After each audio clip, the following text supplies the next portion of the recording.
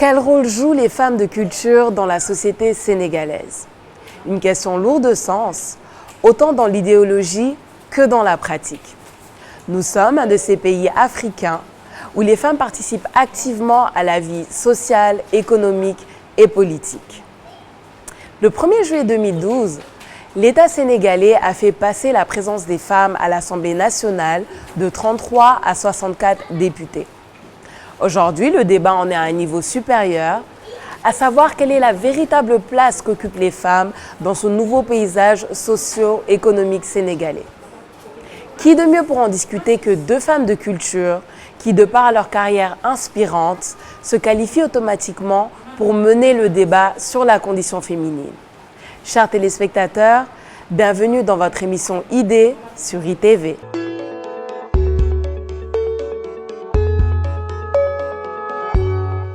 Bonsoir mesdames, comment ça va? Bonsoir. Bonsoir Sophie. Alors, je suis très contente de vous recevoir sur le plateau de Idées, Madame Sorna Benga et Madame Fatou Kandé Senghor, deux femmes de culture, pour parler du rôle de la femme de culture justement dans notre société. Alors, la première chose sur laquelle j'aimerais venir, c'est que en vous observant toutes les deux, en faisant les recherches qu'il faut, c'est très compliqué de résumer vos carrières. Vous en avez fait du chemin, vous en avez fait des choses. Donc, on va juste en relever quelques éléments pour nos téléspectateurs. Vous, Madame Benga, vous êtes juriste maritime de formation, c'est bien ça. Vous êtes éditrice, scénariste. Vous avez une licence et une maîtrise en droit des affaires. Vous avez été administrateur des affaires maritimes, directrice des transports maritimes, enfin, tellement de choses. Et vous êtes aussi l'auteur de 24 ouvrages, c'est bien ça. Et l'un de vos ouvrages, La Ballade du Sabador, a obtenu en 2000 le prix du président de la République pour les lettres. La première question qui me vient à l'aide, c'est pourquoi cette carrière multidisciplinaire? Oh, je pense que quelque part dans la vie, nous avons des choix à faire. Et j'ai en fait un amour pour la mer. Et cet amour explique que c'est ma principale source d'inspiration. Et naturellement, en choisissant une carrière, j'ai décidé d'aller me spécialiser en droit maritime. Ensuite, devenir administrateur des affaires maritimes de l'État du Sénégal. Et faire ce cursus maritime.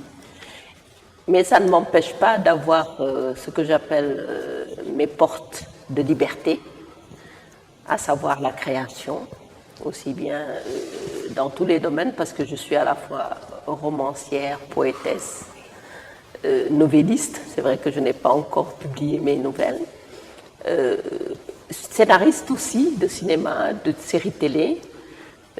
J'ai tâté un peu beaucoup de champs de liberté, comme je l'appelle. Parce que pour moi, ce qui est important dans la création, c'est de pouvoir s'exprimer totalement, sans barrière. Parce qu'un écrivain ou un artiste qui a des barrières, je refuse les ghettos du monde. Je refuse qu'on enferme les gens dans des schémas, parce que tout simplement, on a envie de les y mettre. J'ai juste envie que la personne s'exprime, parce que moi, je dis que la vie n'est ni noire ni blanche. Elle est tout simplement grise. Et cela fait que j'ai toujours voulu aller rencontrer des défis. Et le plus grand des défis pour moi, c'est la mer. C'est un grand défi, c'est un grand défi. Et surtout pour les femmes, parce que c'est un monde où, quand nous arrivions, c'était un monde d'hommes. Et c'est toujours un monde d'hommes. Tout à fait. Où les femmes essaient de chercher leur place. Tout à fait. Voilà. Vous êtes aussi la fille d'un journaliste écrivain. Donc, est-ce que vous diriez que l'amour des lettres était en vous depuis... Bien sûr, parce que mon père, c'était un journaliste, c'était un peintre à ses heures perdues. Il a été le premier auteur de bande dessinée au Sénégal. Je pense que Makhoro Diégué, chauffeur de taxi, tout le monde connaît en tant que série radiophonique, mais aussi en tant que bande dessinée. Et nous avons grandi dans ce milieu culturel où les producteurs de télévision, les producteurs de musique, les artistes, les écrivains, tout le monde se retrouvait à la maison. Les chanteurs, les musiciens, surtout les joueurs de khalam. Et moi, j'ai grandi dans ce milieu culturel, mais aussi, parce que aussi, la culture, c'est pour moi l'ouverture. Mon père disait que c'était le voyage. Quand nous sommes dans la culture, nous sommes forcément des gens qui sont ouverts. Une personne qui n'a pas cette ouverture d'esprit ne peut pas être un homme de culture. Tout à fait, tout à fait. On va y revenir d'ailleurs, c'est un point très important. Madame Fatou Kandé. C'est moi. Est-ce que vous saviez que vous étiez présentée sur la toile comme l'une des figures du mouvement contemporain sénégalais? C'est la première chose qu'on voit quand on écrit votre nom sur Internet. Vous avez aussi une carrière extraordinaire. Vous êtes artiste multidisciplinaire, si on peut le dire comme ça. Vous avez aussi fait des études en langue et civilisation anglophone, option filmologie surtout. Vous avez été consultante en communication à la Banque mondiale en 96 et vous avez aussi ouvert vos propres studios, Warou Studio, c'est bien ça, en 2001. Donc vous avez cette âme d'entrepreneur en vous. Vous avez vécu dans plusieurs pays d'Afrique, le Bénin, le Cameroun, etc. Est-ce que vous sentez cette influence, en parlant de culture justement, cette influence culturelle qui vient d'un peu partout?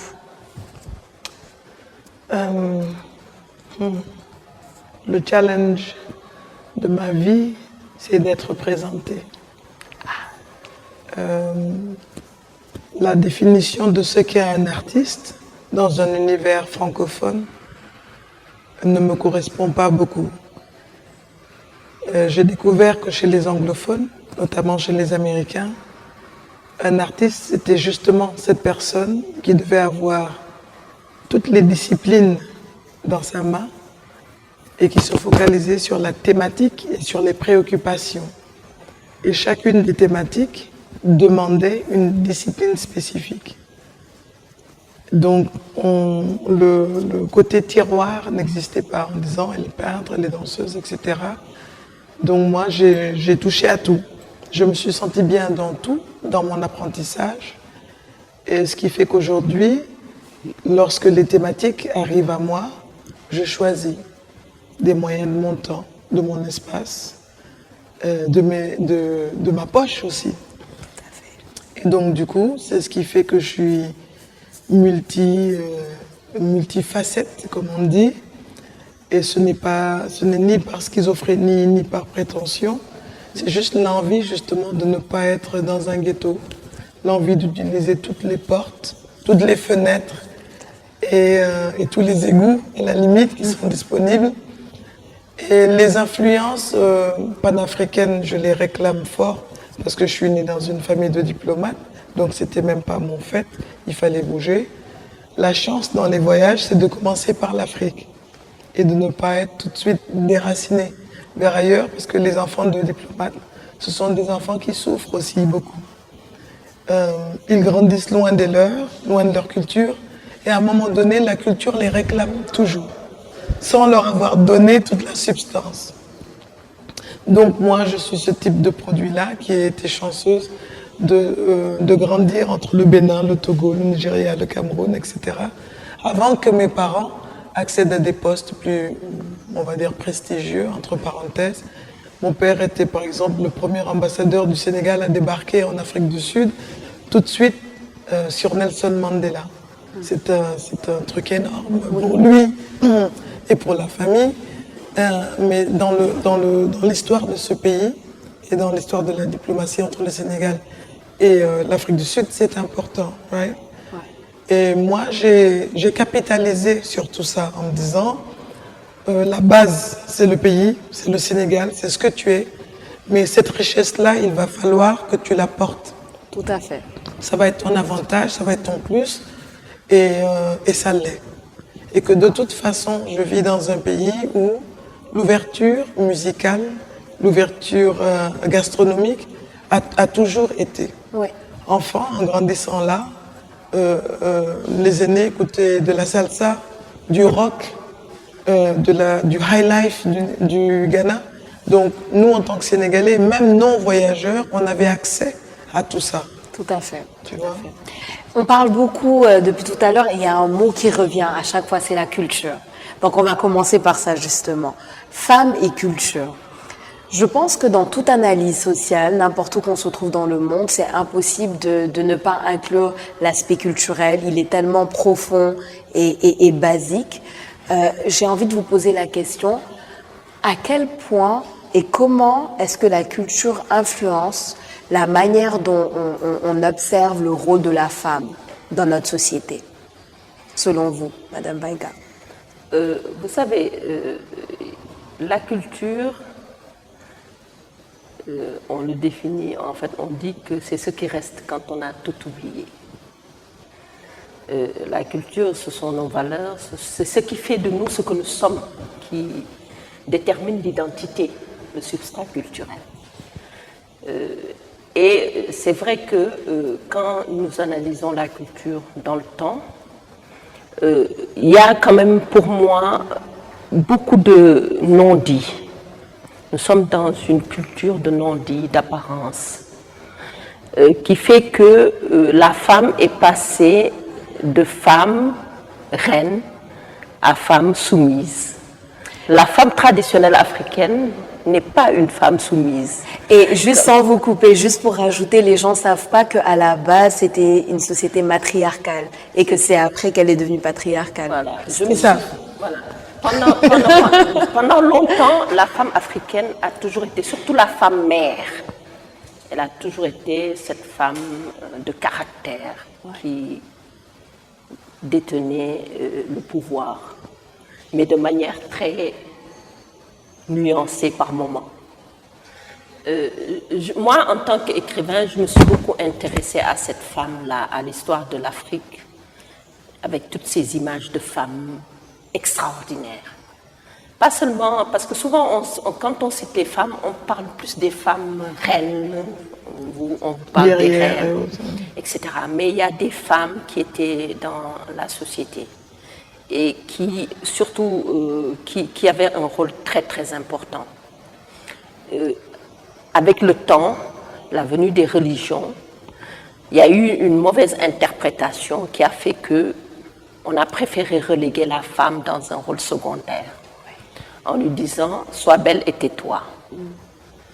Et je pense que ce n'est pas un rôle pour la femme, parce que pour moi, je pense que une femme, un homme a été créé pour ceux qui croient. Ils ont été créés pas pour une histoire de supériorité ou d'infériorité, mais pour une histoire de complémentarité. Tout à fait. Le monde est beau, la culture est belle. Et souvent, je pense que c'est très regrettable pour la société sénégalaise que nous sommes, que nous soyons là dans cette image de supériorité et d'infériorité. La femme porte l'homme pendant 9 mois, le met au monde, l'éduque. Parce que quand vous voyez les femmes dans les maisons, aujourd'hui, surtout de nos jours, il y a un rôle. Avant, le rôle était très... Parce que l'homme entrait dans la case de l'homme. Il y avait ce qu'on appelait les initiations, il y avait beaucoup de choses. Mais le monde a changé. Ouais, les rôles étaient bien divisés. Bien divisés. Mais aujourd'hui, je pense que la culture devrait être le point de réconciliation. Pour rappeler aux gens ce qu'est l'histoire, pour rappeler aux gens ce qu'est la vie, le savoir-vivre, le savoir-faire, le savoir-être. Souvent, on confond l'éducation et la culture. On confond beaucoup de choses. Vous savez, quand vous voyez quelqu'un de policé, parce que moi, quand j'utilise la culture, je dis une personne de culture ou une personne cultivée a une attitude. Quand vous voyez cette personne, quel que soit le lieu où vous êtes dans le monde, même s'il vient du Sénégal, du fin fond de la Papouasie, il y a une similitude dans l'attitude. Parce que la culture, elle est universelle. Ouais. Voilà. Pour moi, la culture ne doit pas être une source de blocage, un facteur bloquant. Ça doit être une source d'épanouissement, aussi bien pour l'homme que pour la femme. Mais parce que cela suppose aussi le respect. Quand on respecte quelqu'un, quand on lui donne sa place, on ne le considère pas comme inférieur. Le rôle de maître et d'esclave, ça s'est passé il y a des générations. On a dépassé cela. Nous sommes dans un rôle très important de création d'un monde basé sur la complémentarité et le respect de la différence, le respect de l'autre aussi. Je pense que le message de Senghor est un message qui est éternel. Et ce message-là fait partie de nous. Et je pense que nous devons être les vecteurs à travers la culture. À travers la culture. Voilà. Parlant de femmes et culture, Madame Senghor, vous qui avez vécu au Togo, au Bénin, est-ce que les différentes cultures de ces pays font en sorte que la vision de la femme est différente, justement, à travers ces pays-là? La femme, elle est, j'imagine, quand on parle de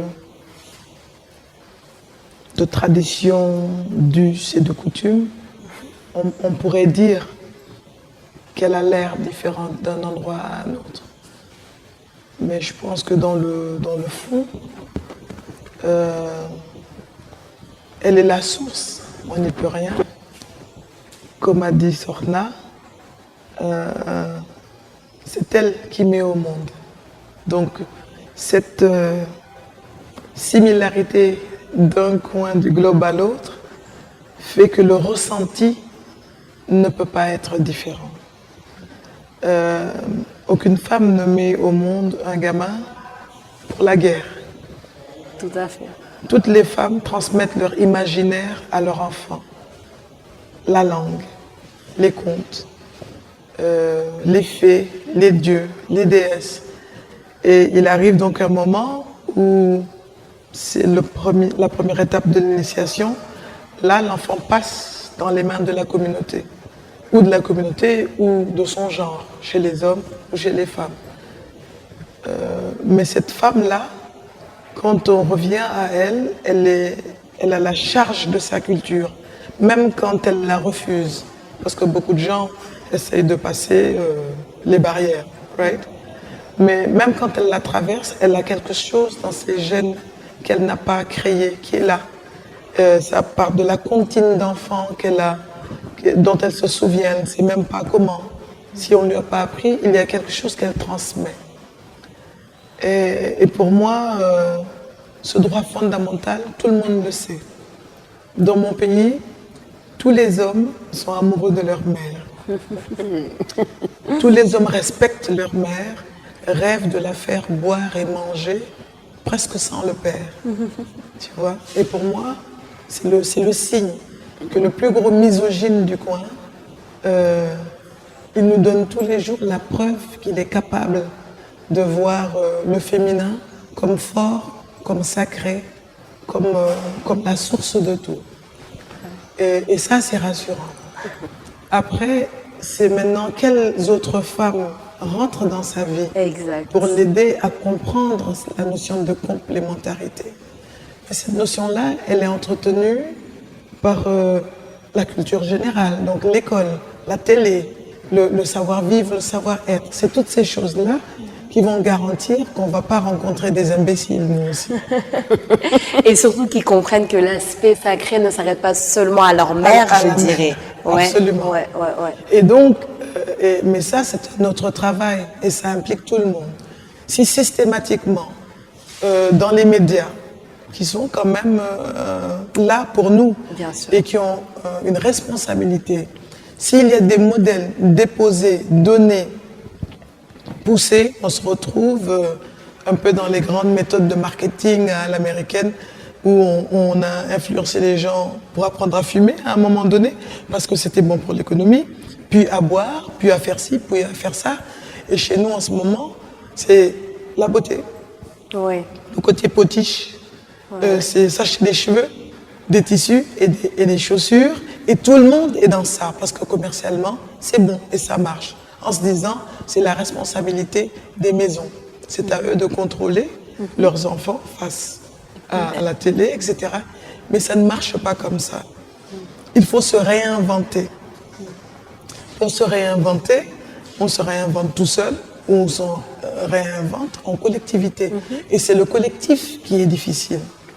Parce que si on laisse des modèles mainstream nous dire qui sont les femmes, comment elles doivent être, là, on court à la catastrophe. Parce que dans la réalité, un couple dans l'intimité, il vit autrement, il vit sa réalité. Bien sûr. Mais après, dehors, sous l'arbre à palabre ou au terrain de foot, il a une image à donner, à maintenir, de supériorité, de ceci et de cela, qui n'est pas épanouissant et qui n'est pas vrai. Et justement, c'est tellement intéressant ce que vous dites parce que là, on est à un niveau dans notre société, si on prend l'exemple de notre société sénégalaise, quand on allume la télé et qu'on voit les messages qui sont véhiculés, on voit un changement. Le changement, c'est justement ces réalités qui sont aujourd'hui au grand jour parce qu'on est dans une société, comme vous avez dit au début, où beaucoup de choses ont été très longtemps cachées. Elles existaient, mais ont été cachées, surtout concernant la femme. Et aujourd'hui, les gens ont de moins en moins peur de les montrer et de vivre leur réalité. Beaucoup de personnes sont le produit de plusieurs cultures, citoyens du monde. Comment maintenant faire la différence entre les éléments à prendre et les éléments à laisser? Vous avez dit tout à l'heure, la culture est belle. Mais il y a aussi certains éléments peut-être de la culture qui ne nous conviennent pas à notre réalité. Qui sont à réinventer, tout simplement. À réinventer. Comment? Il faut savoir réinventer. Mais pour réinventer, il faut se concerter. Le mot Wolof, il est excellent pour ça. Disso. C'est se parler, mais avec réalité et courage. Qu'est-ce qu'on change qu'il ne fonctionne pas? L'expression, c'était ça. Je ne veux pas te voir traîner avec tel, regarde tel comment ça fonctionne. Donc à un moment donné, les véhicules pour cette discussion, on revient aux médias, on n'y peut rien, on est à cette époque-là. On est dans une époque où maintenant, il faut que des gens très responsables arrêtent de dire jigen, jigen, jigen, comme si c'était un bout de chiffon. Parce que ça n'existe pas, cette jigen-là. À commencer par chez eux. Parce que c'est bien devant la télé de faire comme ça, là. Mais après, nous tous, on se sait, comme disent les Ivoiriens. On se sait. C'est important d'être franc et de dire la vérité. Que les gens, ils sont ensemble pour faire un cheminement ensemble. Il faut qu'ils se parlent. Il ne faut pas qu'on les enferme dans un rôle qui n'est pas le leur. Il faut qu'on leur donne la place de leur efficacité. C'est tout ce que c'est. Et cette conversation, Wolof Ndiaye nous a dit tout ce qu'il fallait faire. On ne l'écoute pas. C'est tout. La religion, aussi dogmatique qu'elle soit, quelles que soient les religions d'ailleurs, elle emménage cette place-là pour le dialogue et pour évoluer avec son temps. C'est clair. Mais cet espace de discussion, qui le crée? Quand, comment? On a tous la même question. Moi, je dis que ça commence au sein de sa propre petite famille et ça s'élargit au clan, puis à la communauté et ensuite le tour est joué. On se réinvente ensemble. Tout à fait. Sur le finish. Mais au début, il y a quelqu'un qui dit chez moi, ce ne sera pas comme ça. Et qui tient. Parce que c'est chez lui. Et il n'est pas question que le voisin vienne lui dire ta maison, les filles, elles rentrent, elles sortent. C'est ce qu'elles font. Elles étudient, elles vivent, elles ramènent de l'expérience positive chez moi, mais c'est pour donner un chef de l'État au féminin un jour. Ce sera pour ça. Exact, exact. C'est passionnant. Mais justement, continuons dans cette lancée de la société et continuons, comme vous l'avez dit, à parler franchement et des réalités. Selon vous, aujourd'hui en 2019, est-ce qu'il existe encore certaines inégalités sociétales entre hommes et femmes ici au Sénégal qui doivent être changées? Chacun parle selon son expérience, je pense. Moi, comme je l'ai dit tout à l'heure, avant que peut-être je réponde à cette question, c'était pour bien insister sur l'importance de ce que Fatou disait tout à l'heure, à savoir la communication. Parce que, vous savez, nous sommes dans une société où la communication a existé, selon les sexes. Avec le temps, on a oublié de se parler. Et ça, c'est vraiment quelque chose qui a impacté négativement sur la société. l'image que l'homme donne chez lui n'est pas l'image qu'il donne dehors. Ça, c'est clair. Et l'image que la femme vit chez elle n'est pas l'image qu'elle donne dehors. Comme je l'ai dit, c'est une société d'apparence et de non-dit. Mais au-delà, par rapport à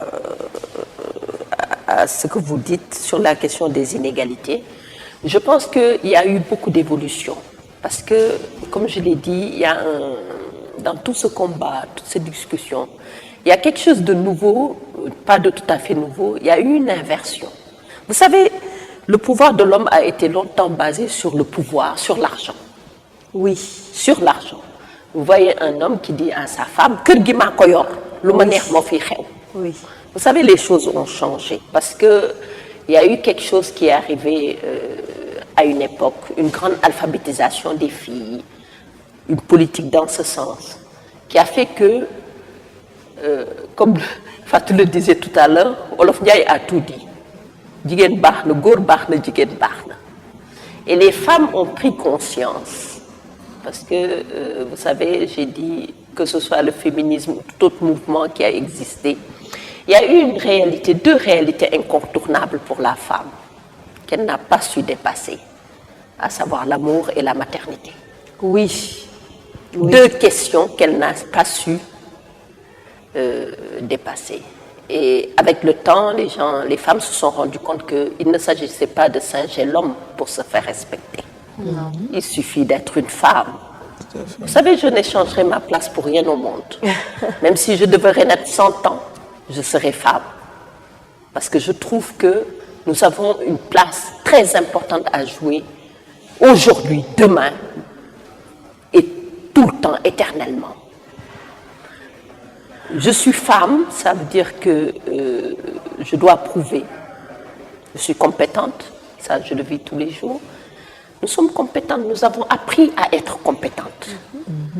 Il n'y a plus, la parité, malheureusement, a été une notion biaisée dès le départ par des gens qui n'ont rien compris.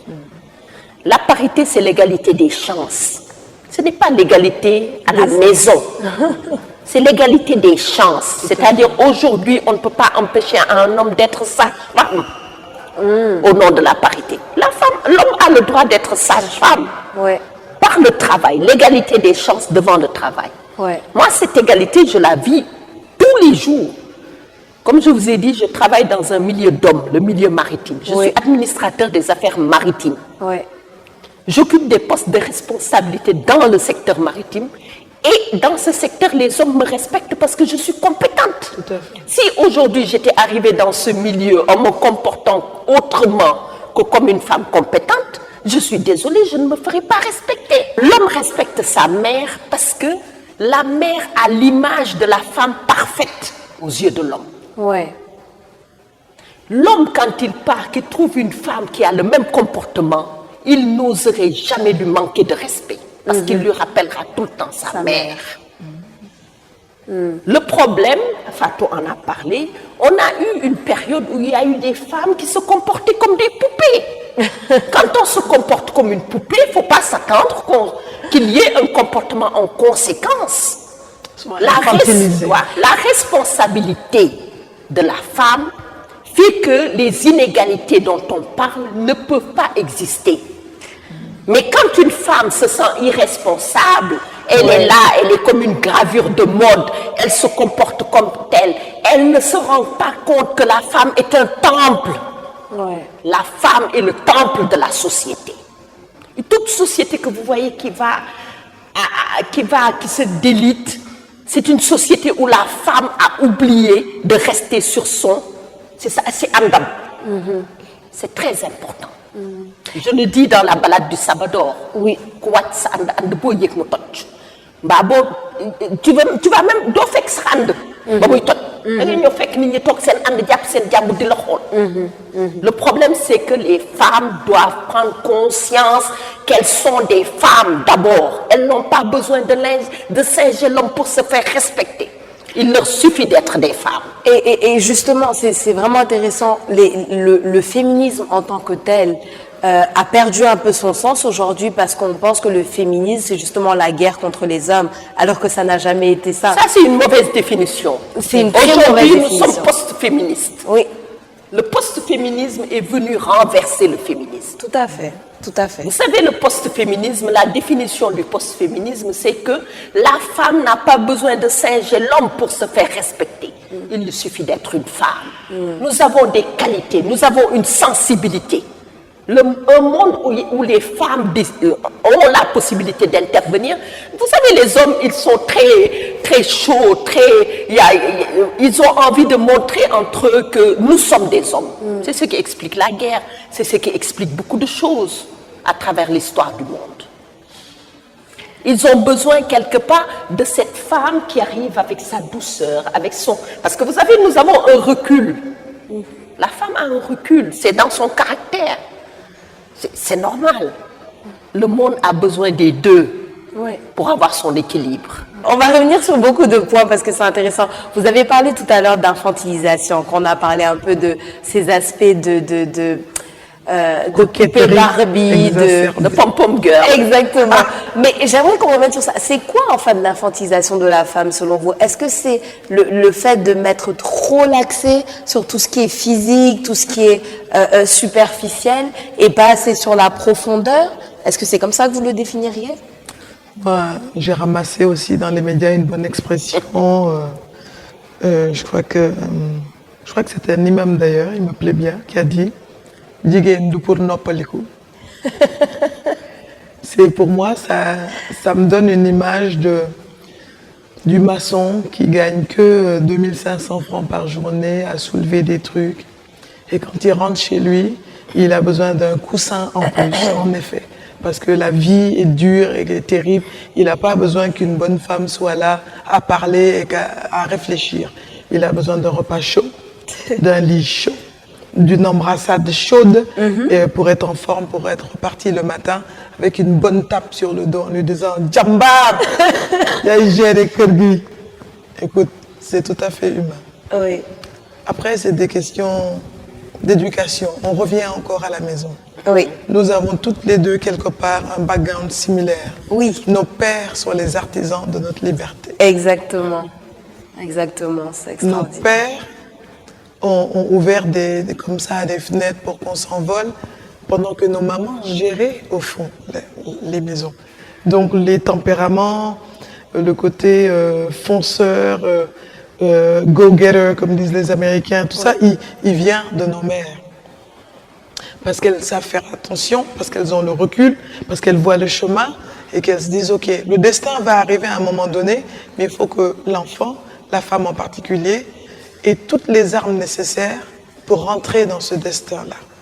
Parce qu'elle va tomber sur n'importe qui ou sur n'importe quoi comme situation, mais si à la base on lui a donné des armes, elle saura à un moment donné dire stop, ça c'est pas moi, ça c'est pas ce que je connais. L'infantilisation, elle marche aussi pour les femmes. Ouais. Elle se laisse aller, elle se laisse faire aussi, parce que c'est pratique de se prélasser, de se faire jolie. Mais c'est un timing dans la vie d'une femme. Jusqu'à quand on fait ça? Après, c'est ça, je veux pas non plus qu'on diabolise cet aspect de prendre soin de son physique. C'est pas ce qu'on est en train de dire. Il y a une mais c'est différence. juste, c'est que il faut que ça suive avec Moi, quelque chose de plus j'assume, profond. je diabolise. Moi, j'assume. Ah, ok, Parce que bon. ça demande de la malice. Ah. Parce que c'est toujours avec une intention. Ou une intention, ou justement renforcer cette image que quand on rentre chez soi, le foulard de sa femme doit être parfait. Que parce qu'on rentre à 17h, elle a couru pour s'apprêter pour l'amour. Et qu'on ne sert pas un plat, habillé n'importe comment, justement, alors qu'on a une journée de maman et de manager, de ménagère, Oui. et que là, il faut faire tout bien parce qu'il y a quelqu'un qui allait chercher de quoi manger. Et ça n'a pas toujours été la situation. Non. Les mamans, elles ont toujours trouvé à manger, même quand les papas n'avaient pas. Et souvent, les enfants ne savaient pas. Ne savais pas. Bien sûr. Donc, tu vois, là encore une fois, dans l'esthétique, lorsqu'on pousse un peu plus loin, on tombe toujours, que ce soit intentionnel ou non. Parce que ça peut être de son propre chef en se disant, ah, moi, mon chéri, là, il rentre pas en me voyant avec une messe qui dépasse, parce que c'est l'étendue de mon amour. Fine. Mais si on ne fait que ça, il faut penser à l'image que l'on renvoie de l'autre côté. Pas seulement à l'époux, à ses propres enfants. À nos filles, oui. À ses propres enfants. Ouais. Et du coup, on est fragilisé parce qu'on a toujours peur de tout. On a peur d'être stérile. On a peur de ne pas être jolie. On a peur de ne pas être clair. On a peur de ne pas avoir des cheveux. On a peur de ne pas avoir de Les hanches. fossiles, les anges. On a peur de tout.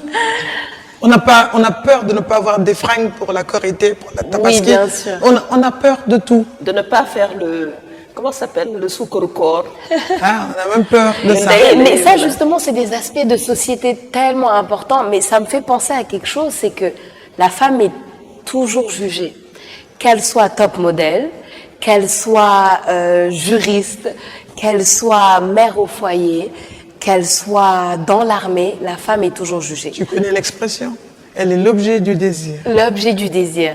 Mais elle n'est pas jugée seulement par les hommes, elle est jugée aussi par les autres femmes. On parle souvent de la manière dont les hommes traitent les femmes dans la société, mais on ne parle pas aussi souvent de la violence faite aux femmes par les autres femmes. Oui, c'est parce qu'il y en a perpétué. beaucoup. C'est pire. C'est encore C'est perpétué. pire. Mais, Oui. mais la souche est la même. Je confie à ma femme l'éducation de mes filles, mais je lui dis comment je veux. Et si elle a peur, elle fait comme monsieur veut. D'accord. Maintenant, si elle n'a pas peur, elle discute.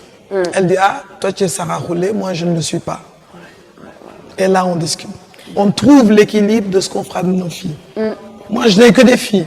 Oui. Et toute ma vie, on a prié pour moi pour que j'aie des garçons. Mais scientifiquement, je sais que ce ne sont pas les femmes qui déterminent le sexe des enfants. Donc je suis tranquille. Je ne devrais pas porter cette responsabilité. Pourtant, c'est les femmes qui la portent. Et au bout d'un moment, même on peut lui emmener une deuxième. Et là-bas aussi, il fera que des filles. Après, c'est encore l'autre femme qui est responsable de ça. On va où?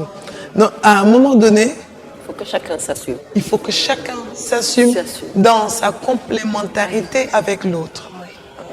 On peut pas, l'expression Yaham la la la, elle est très forte aussi. C'est bon.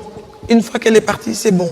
Au Congo, quand on donne une fille en mariage, on brûle son matelas pour qu'elle ne revienne pas. C'est chaud quand même comme message à monsieur. Très, très, très.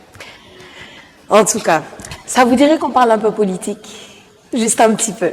Je voulais juste, avant qu'on parle de politique, souligner quand même un aspect important parce que elle a parlé de nos pères. Vous savez, les parents, les pères surtout, ont joué leur rôle jusqu'à un certain temps. Et vous savez, quand les pères jouaient leur rôle, il n'y avait pas de problème. Parce que l'enfant a besoin des deux regards. Le regard de la mère et le regard du père pour s'épanouir. Aujourd'hui, quand vous voyez, la plupart des pères sont dans les PMU, dans les trucs, quand ils ne sont pas au travail, ils sont à la mosquée, ils sont ailleurs. Ils n'ont pas le temps d'apporter ce qui est important à l'enfant dans la maison. Et il est présenté, le père, comme un ogre. Quand, par exemple, l'enfant fait quelque chose, la maman lui dit « Bah, il va se faire pognon, t'as gâté ». Alors, les hommes, quand vous voyez, à partir d'un certain âge, ils ne servent plus à rien. C'est vrai, je le dis, dès que la retraite arrive, les présidents, c'est les présidents de la République, les hommes à la maison, et les femmes, le Premier ministre. Le Premier ministre fait un coup d'État en douceur. Et tous les enfants, les ministres, sont avec leur mère, surtout les garçons. Les garçons, ils sont avec leur mère, La plupart. en grande majorité, parce que l'homme, vous savez, il est très proche de sa mère. Oui, toujours. D'habitude, quand vous entendez un homme qui travaille, il dit « La première chose que je veux, c'est m'occuper de ma mère. » Sa mère est la prunelle de ses yeux. Et je pense que les hommes doivent reprendre leur place dans l'éducation des enfants. C'est très important. Nous, ça nous a fabriqués. Moi, ce que mon père a amené en moi, c'est rester. Ça veut dire que ça m'a donné la force, chaque fois que je dois tomber, de me relever. C'est très important. Nous sommes dans une société où chacun doit jouer sa partition. Si ce n'est pas fait, ça amène tout ce qui se passe à l'heure actuelle. Un homme, vous savez, une femme est financièrement indépendante. Vous avez beau faire tous les cadeaux à votre mari, ça ne lui plairait pas à 100%, parce que la société veut que l'homme soit responsable chez lui et prenne ses responsabilités. Oui. Un Ça, homme on qui va est en parler. entretenu, les autres hommes, ou la société va le considérer comme un yamba. Bien sûr, bien Je sûr. suis On désolée. va revenir Voilà, sur donc ce on peut point-là. parler de Super. politique, On peut c'était parler de juste ce que je politique. voulais souligner. Super intéressant. En fait, en ce moment, les femmes occupent 40% de l'Assemblée nationale. Et pourtant, ce qui s'est passé aux dernières élections en février, toutes les femmes qui devaient être candidates ont été éliminées par le parrainage ou le manque de parrainage. Qu'est-ce que vous pensez de ça, vous, qu'il n'y ait pas eu une candidate à la présidentielle 2019? Je pense que je vais répéter quelque chose que j'ai dit il y a quelque temps, je pense sur un plateau de télévision. Vous savez, ce n'est pas une femme pour une femme. Ce qui est important pour nous, les femmes, c'est que la femme qu'il faut, je pense que si la femme qu'il faut arrive, se présente sa candidature, elle a un profil sérieux qui correspond à ce que nous, les Sénégalais, attendent. Vous savez, les Sénégalais, moi, je me dis, ils sont capables de voter pour une femme. On la verra. Je n'ai pas d'hésitation pour ça. Selon vous, il n'y a pas de blocage qui fait qu'une femme Je ne pourrait pense pas, parce que je vais partout. Vous savez, contrairement à ce que les gens pensent, les femmes sont respectées. Mais je dis, tout dépend de l'image que la femme renvoie. Vous ne pouvez pas être une femme, venir vous présenter comme une femme qui ne croit en rien et vouloir se dire demain, une femme vénale, oui, il faut qu'on me respecte, il faut qu'on me donne la place qu'on donne à un homme. Non, des femmes ont occupé des postes de responsabilité dans ce pays-là. Elles ont été respectées, elles sont parties, elles ont pris la retraite, elles sont mortes. Elles ont été respectées parce qu'elles ont renvoyé l'image de la femme qu'il faut. Vous savez, moi, si j'arrive avec... tu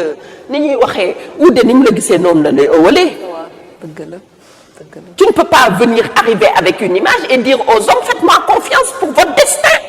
Dire aux autres femmes, faites-moi confiance pour votre destin. Vous devez avoir un programme de société. Tout à fait. Ouais. Que vous soyez homme ou femme, vous devez avoir un programme de société.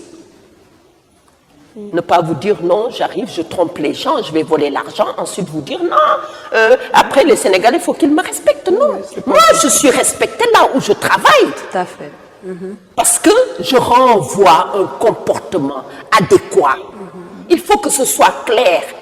Moi, si aujourd'hui je vois une femme avec un profil qui me plaît, je vote pour elle. Mais si l'homme qui est en face a un profil qui me plaît davantage, je voterai pour l'homme. Non, mais c'est très C'est important. pas une histoire d'homme ou de femme, c'est une histoire de compétence. Ce pays est arrivé à un moment où on ne joue pas avec le feu. On n'a pas le droit de le faire. On doit en toute responsabilité en tant que peuple faire nos choix. Et nous l'avons prouvé par le vote. Depuis 2000. Moi, je n'ai pas de doute sur ça. Les gens qui disent oui, on ne va pas choisir une femme, c'est parce qu'ils n'ont pas vu l'image de la femme qu'ils attendent. Mais demain, si une femme se présente, elle a toutes les compétences, elle a le discours, elle a tout, ne vous inquiétez pas, les Sénégalais n'auront aucune hésitation, même les religieux. Elle passera. C'est important parce que là, on en revient bien aux compétences et surtout à la non-victimisation. Parce ça. que c'est important de ne pas se présenter comme victime. Moi, je non plus. refuse d'être victime. Exact, exact. Il faut c'est bien, l'expression c'est faire la part des choses. Il faut faire la part des choses. À une époque, les femmes ont vraiment posé des actes politiques très forts. Le relais de l'information, le relais de l'éducation a vraiment failli à sa mission.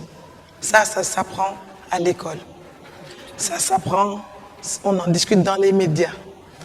On ne peut pas passer notre temps à parler du sañse des 3-4 starlettes du coin.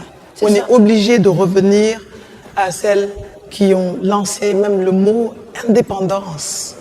Il faut revenir à des choses importantes. Combien de gens savent que, par exemple, les tirailleurs sénégalais étaient envoyés avec ce qu'on appelle Madame Tirailleur et que des femmes étaient parties au front parce qu'elles faisaient la cuisine, puisque la nourriture des tirailleurs ne pouvait pas venir des pays où ils étaient et ils en tombaient vraiment malades et elles portaient la poudre des fusils, elles les chargeaient. Très peu de gens savent ça. Qui c'est qui a donné le droit de vote aux femmes au Sénégal? Qui c'est qui a fait quoi? Qui est allé où? Qui est représenté sur le billet de 5000 francs que l'on a quitté? Qui sait tout ça? Personne. Donc, ça veut dire que notre pays aussi fait l'amnésique sur le rôle et la part des femmes. Lorsque la question de parité se pose, on en revient à laisser n'importe qui s'accaparer du sujet. C'est une question de pourcentage. Vous avez vu les nanas là qui sont à l'Assemblée? Vraiment? Vous pensez que nous, on a envie que nos enfants là les voient et se disent c'est pas représentatif. Il faut sortir les gens qui n'ont rien à faire de là-bas, que les débats avancent et qu'ils soient forts. Mais aussi celles qui sont en pole position, qui arrivent jusqu'au bout et on se dit il va se passer quelque chose. Il faut pas qu'elles nous trompent, qu'elles reviennent à cette soumission en disant à moi je transhume parce qu'on a envoyé des marabouts voir ma lignée. Et qu'on rentre dans encore la question de supériorité, d'infériorité, parce que quand on a une lignée, forcément, on écoute ce que les aînés de la lignée disent. Ouais. On nous blague. Ouais. Moi, je suis comme Sorna. Si je vois une femme qui a des compétences et qui me plaît et qui peut brandir quelque chose, je dirais oui. Cela n'empêche que dans le métier que j'exerce, dans le cinéma, dans la photographie, j'ai toujours poussé pour qu'il y ait plus de femmes. En me disant, c'est au nombre qu'on va finir par être visible et présente et s'imposer. Mais là, nous parlons de technicité. Oui. Nous ne parlons pas de gestion de la cité à cette échelle politique, etc. Ouais. Parce que dans notre métier, c'est possible. S'il s'agit juste d'apprendre et d'aller à l'école, c'est possible. Après, lorsqu'on nous sélectionne quelques femmes à pousser jusqu'au bout, parce qu'aussi, il faut le dire, les ONG, les ambassades et toutes sortes de personnes jouent à ça, à nous sortir des ténèbres. Donc, poussent souvent des personnages qui peuvent aller jusqu'à un certain niveau dans la course et face à leur peuple, face à leur père, on se rend compte que c'est vide, qu'ils n'ont pas de compétences. Ouais. Mais on est obligé d'utiliser un nom. Et comme on est dans un peuple où dès que ton nom fuse, ça y est, tu sais tout, tu construis ta réputation sur ton nom alors qu'au fond, il n'y a rien. C'est creux. Tu ne sais pas faire, tu ne sais pas t'exprimer, tu ne sais pas te battre. Ouais. Et donc, tu ne sais pas être un rôle modèle. Tout à fait. C'est problématique d'une manière ou d'une autre. Ouais. Faut revenir sur la bonne représentation, comme vous le dites, et surtout les compétences. Je pense que c'est le mot à retenir, absolument. vraiment la compétence. Absolument. Économiquement parlant, tout à l'heure, on a un peu brassé le sujet de l'argent, en disant que le pouvoir de l'homme, auparavant, était basé sur l'argent. Aujourd'hui, les femmes contribuent beaucoup au ménage et souvent ça dépasse même la contribution, pour le dire. Du coup, ça change un peu à quel point vous pensez que ça change ce rôle traditionnel, cette séparation traditionnelle en tout cas, des rôles entre l'harmonie entre femmes et mari dans le couple. Je commence. Si tu veux, hein, tu fais. Je commence. Je lance une bombe et je laisse.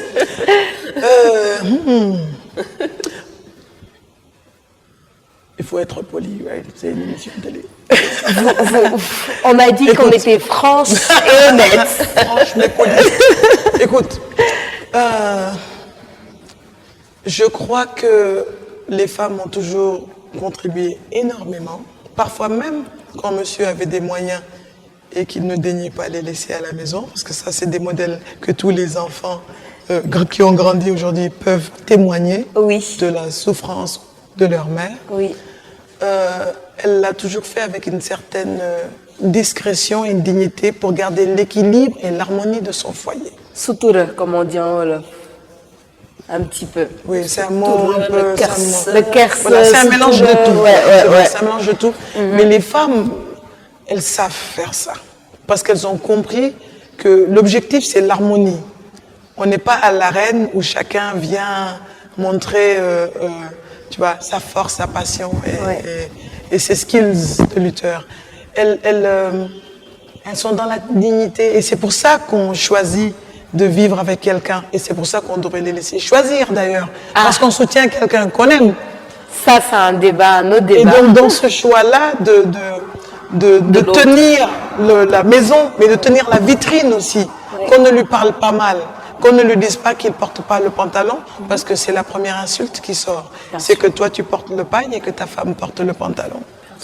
Donc, les femmes, elles ont toujours, économiquement, elles ont un système de survie. Qu'elles travaillent ou non, la tontine, Bien sûr, c'est créé par les femmes. bien sûr. Elles ont toujours leur backup système pour faire garder leurs enfants parce qu'elles vont acheter des choses, elles vont revendre.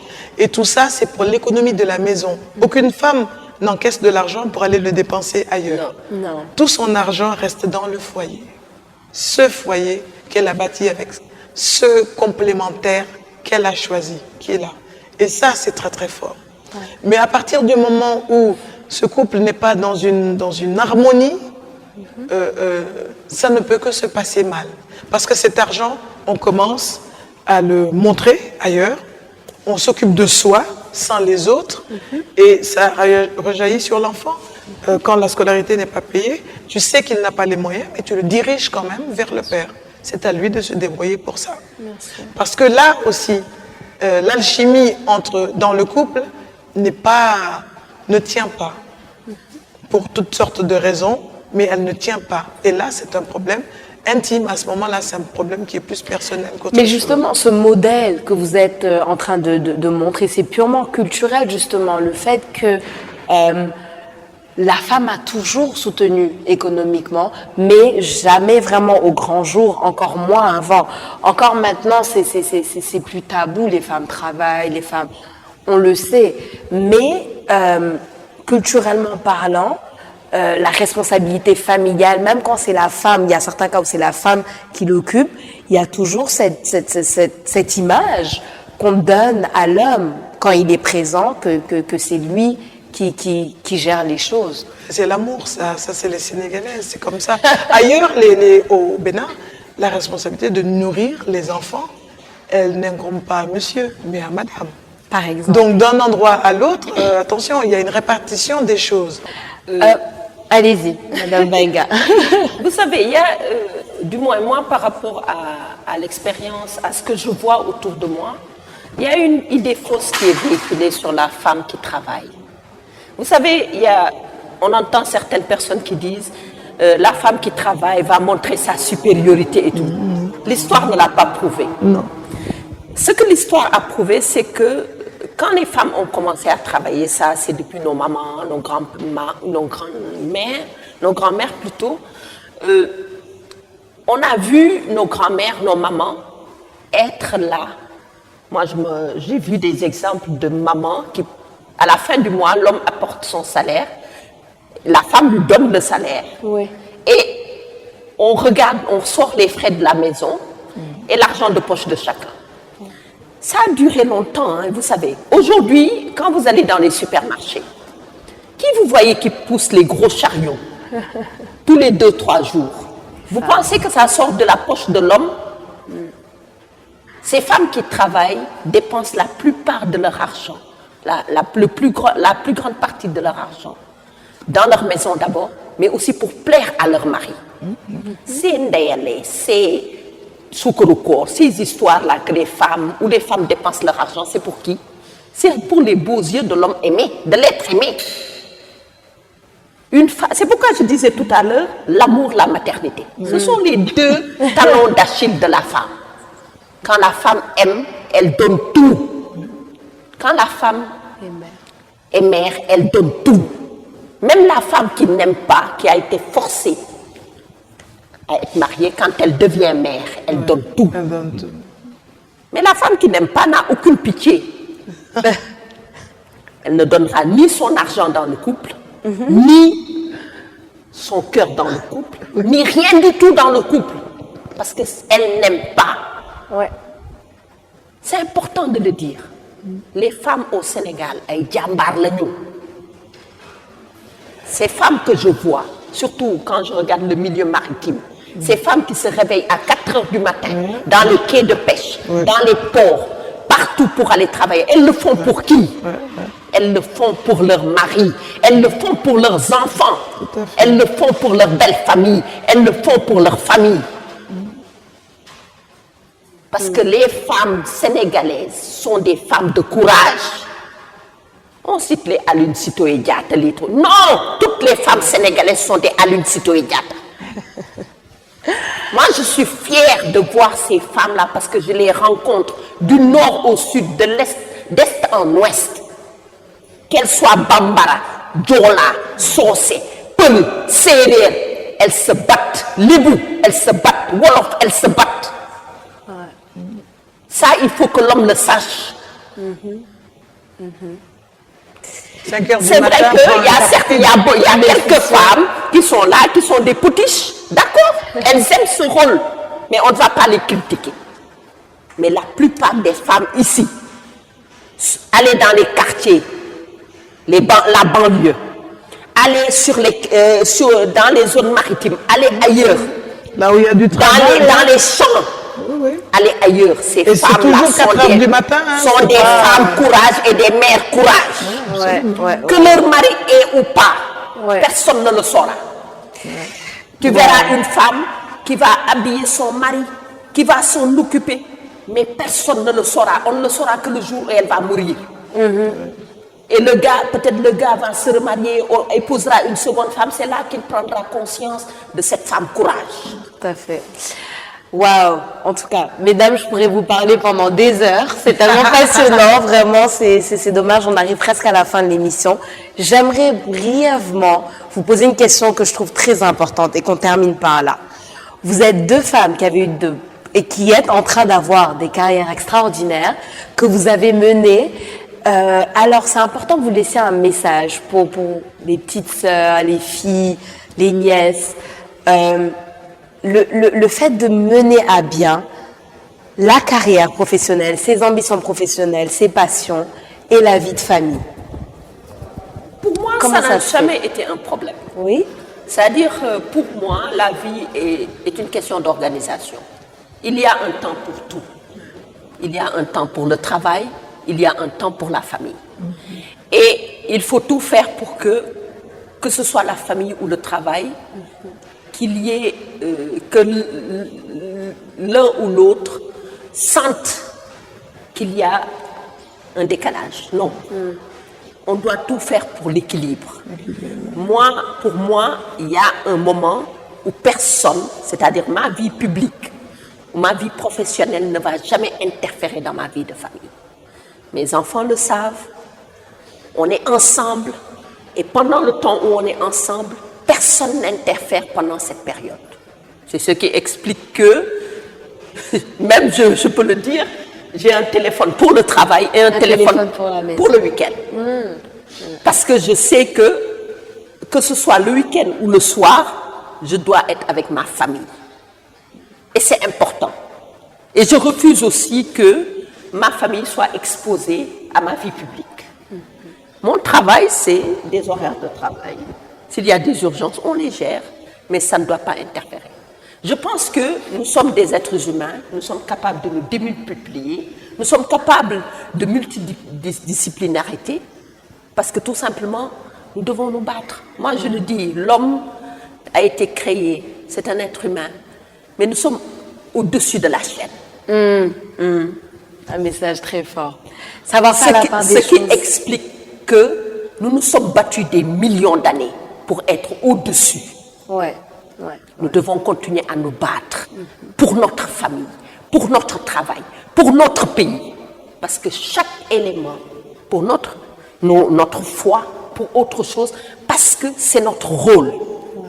Le jour où la mission sera terminée, ça veut dire que nous sommes morts, nous allons au boulevard des Allongés et nous allons rejoindre nos copains de là-bas. Tout à fait. Mais pour le moment, nous sommes sur Terre, nous devons nous battre pour nos idéaux, pour notre culture, pour nos valeurs, pour notre identité. C'est capital. Et si une personne arrive en se disant que je dois arriver sur Terre, repartir sans rien, ça veut dire que le compte-rendu de mission sera très court. Moi, je n'ai pas envie de ça.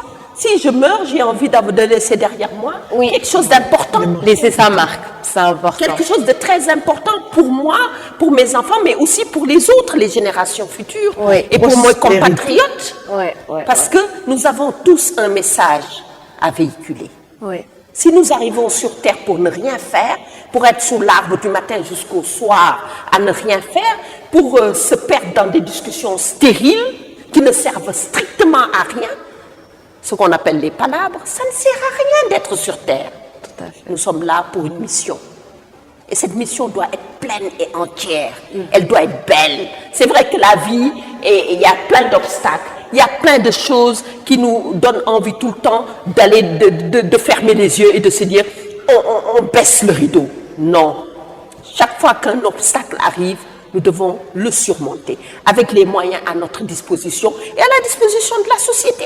Tout à fait. Et la vie continue, qu'on soit homme ou femme. Battons-nous Tout à fait. pour ce en quoi nous croyons. Merci Madame Benga, on va garder ce beau message. Est-ce que c'est de même pour vous, Madame Kandé, faire la part des choses entre famille et carrière? Bon, je ne sais pas, moi. Mes enfants sont dans tout. Ils sont dans ma vie parce que c'est difficile, hein, parce que Sorna, elle a un tempérament. Elle a une structuration. Bien sûr. Moi, je travaille dans un univers éducatif avec des enfants et des jeunes en rupture avec ça. Le papa est sur les routes, il a pris un bateau, il est passé par le Maroc, il est mort.